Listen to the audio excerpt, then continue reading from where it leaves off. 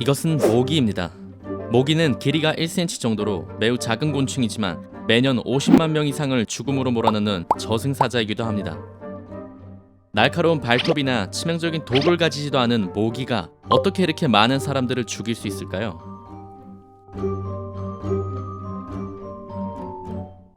암컷 모기는 산란기가 되면 다른 동물의 피를 빨아 단백질을 보충합니다.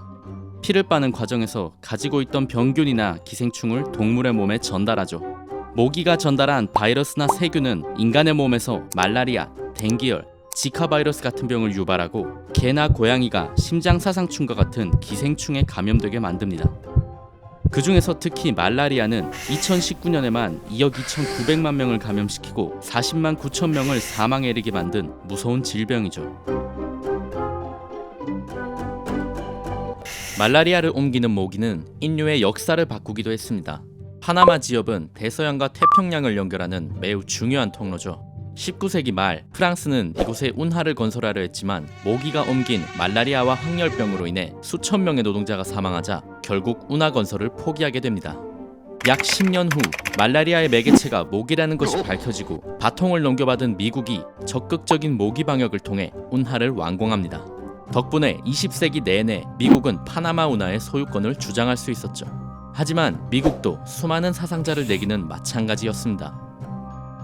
그러다 1942년 DDT의 발견은 인류가 모기와의 전쟁에서 승리할 수도 있다는 믿음을 가지게 해주는 획기적인 사건이었습니다. 당시는 2차 세계대전이 한창이었고 비위생적인 환경에 수많은 사람들이 모여있다 보니 당연히 전염병이 창궐할 수밖에 없었죠. 이런 와중에 혜성처럼 나타난 DDT는 해충 퇴치는 물론 농약으로도 사용돼 식량 생산에도 도움을 주었으니 신이 주신 선물이나 다름없었습니다. 게다가 가격이 저렴한 DDT는 가난한 국가에서도 마음껏 사용할 수 있었고 매년 7,500만 명의 말라리아 환자가 발생하던 인도는 단 몇 년 만에 감염자가 10만 명으로 줄어드는 기적적인 일이 일어나게 됩니다. 하지만 1962년 레이첼 카슨의 책 침묵의 봄이 출간되고 DDT가 발암물질이며 생태계를 위협한다는 인식이 확산되면서 DDT는 점점 시장에서 퇴출되기 시작하죠. 거기다 DDT의 내성을 가진 모기까지 출현하면서 말라리아 퇴치는 실패로 돌아가게 됩니다.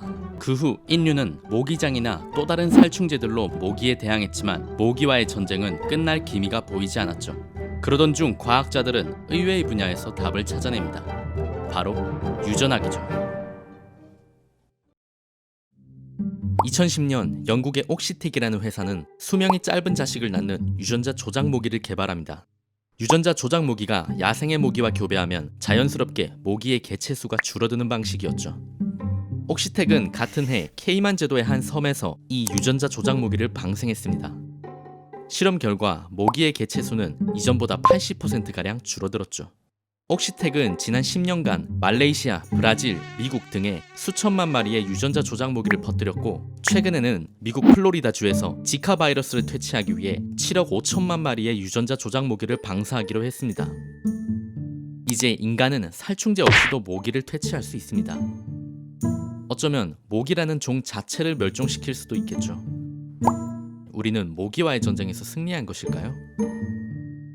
그런데 정말 유전학을 이용해 모기의 개체수를 줄이거나 멸종시켜도 되는 걸까요?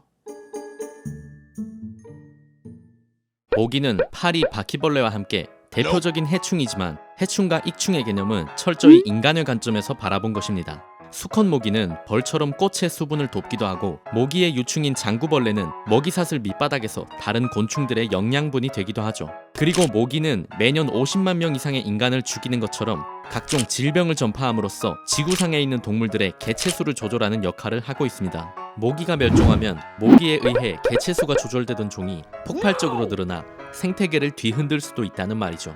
우리나라는 비교적 모기로 인한 전염병에 안전한 국가이지만 기후변화는 모기의 서식지를 점점 북쪽으로 이동시키고 있습니다. 해외여행을 갈 때나 먹던 말라리아 예방약을 평소에도 먹어야 하게 된다면 우리는 유전자 조작 모기를 사용해야 할까요? 모기가 사라지면 생태계엔 어떤 변화가 생길까요?